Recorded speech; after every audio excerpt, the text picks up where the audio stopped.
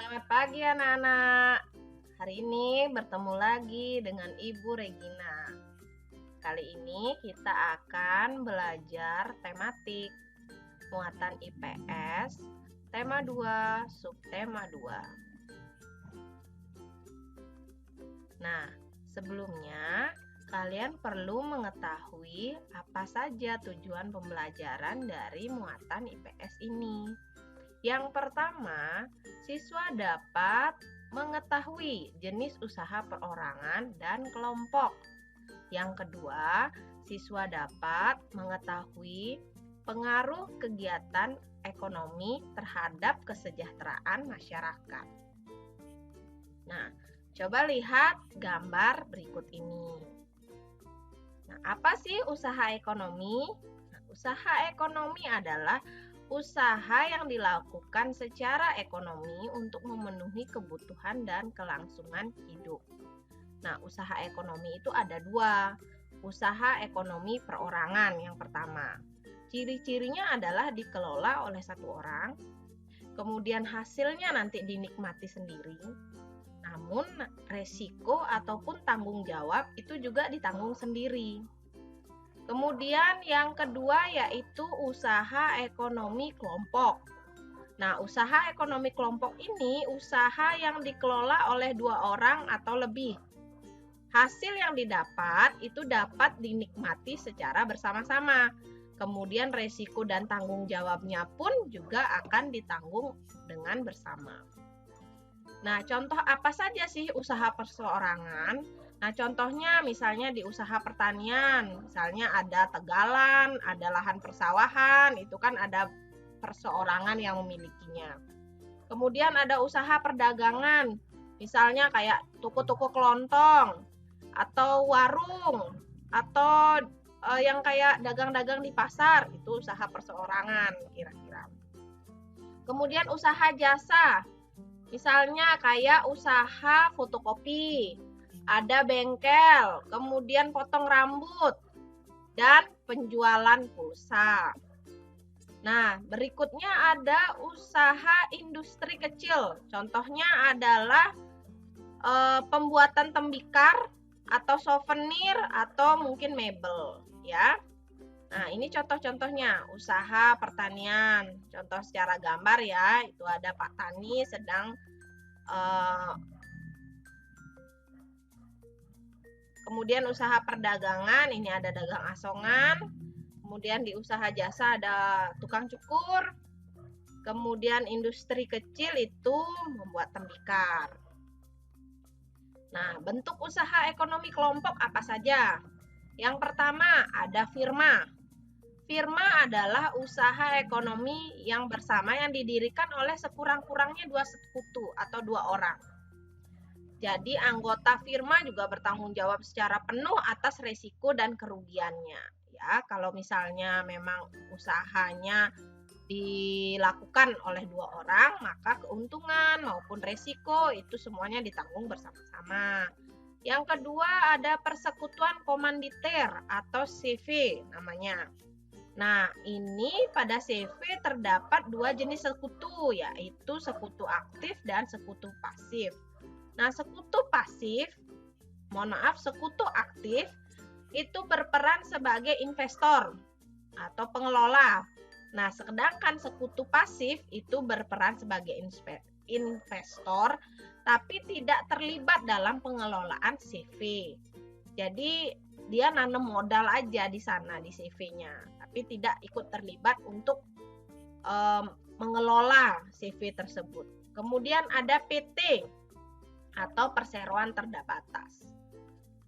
Yang selanjutnya ada BUMN atau badan usaha milik negara. Itu merupakan perusahaan yang seluruhnya atau seluruh modalnya itu dimiliki oleh negara. Contohnya BUMN itu ada PLN misalnya, Pertamina juga. Kemudian ada koperasi. Nah, koperasi itu adalah badan usaha yang beranggotakan orang-orang atau badan hukum koperasi dengan melandaskan kegiatannya berdasarkan prinsip koperasi sekaligus gerakan ekonomi rakyat yang berdasarkan asas kekeluargaan. Nah, koperasi ini ada beberapa bentuk lagi. Jadi ada koperasi konsumsi, misalnya yang menyediakan barang-barang konsumsi kayak beras, gula, minyak, sabun, dan lain-lain. Ada koperasi simpan pinjam, yaitu usaha bersama yang menyediakan layanan simpan dan pinjam, itu kayak bank ya. Terus koperasi produksi, ada yang koperasi yang menyalurkan atau menyediakan bahan baku produksi dan menyalurkan juga hasil produksinya. Koperasi jasa juga ada.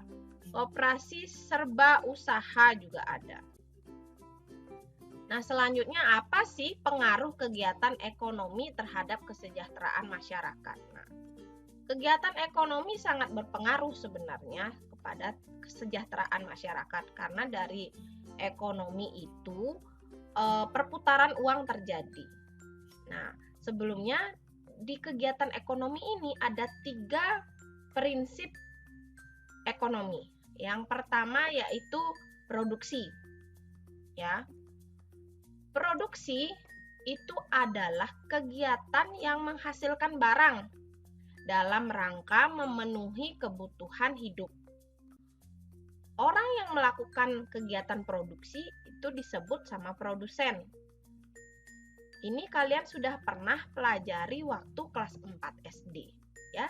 Sekarang kita hanya mengingat-ingatkan saja ya. Semoga kalian tidak semuanya lupa, oke? Kemudian yang selanjutnya adalah distribusi. Nah, distribusi itu adalah kegiatan menyalurkan hasil produksi dari produsen ke konsumen. Nah, orang yang melakukan kegiatan distribusi ini disebut dengan distributor. Yang selanjutnya konsumsi.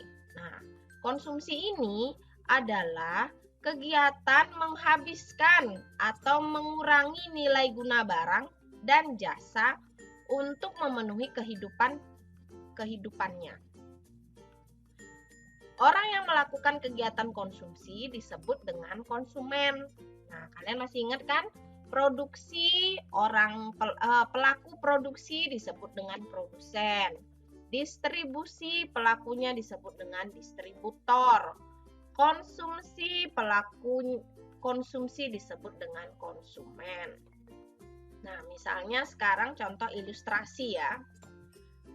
Ini kalian lihat, perhatikan gambar ini. Ini adalah gambar pabrik konveksi atau pabrik pembuat baju. Nah, sebuah perusahaan konveksi membuat pakaian. Nah, dia berlaku atau berperan sebagai produsen karena perusahaan konveksi ini yang membuat pakaian, ya. Nah, kegiatan yang dilakukan oleh perusahaan ini adalah kegiatan produksi. Oke. Kemudian yang kedua, nah, ada distributor yang menyalurkan barang-barang tersebut ke toko-toko pakaian. Ini setelah jadi di pabriknya kemudian disalurkan sehingga ada di toko, ada di swalayan, ada di toko-toko di mall-mall itu ada, ya. Itu yang melakukan pekerjaan menyalurkan ini disebut dengan distributor. Dia yang menyalurkan pakaian-pakaian ini sehingga bisa terpajang di toko-toko, ya.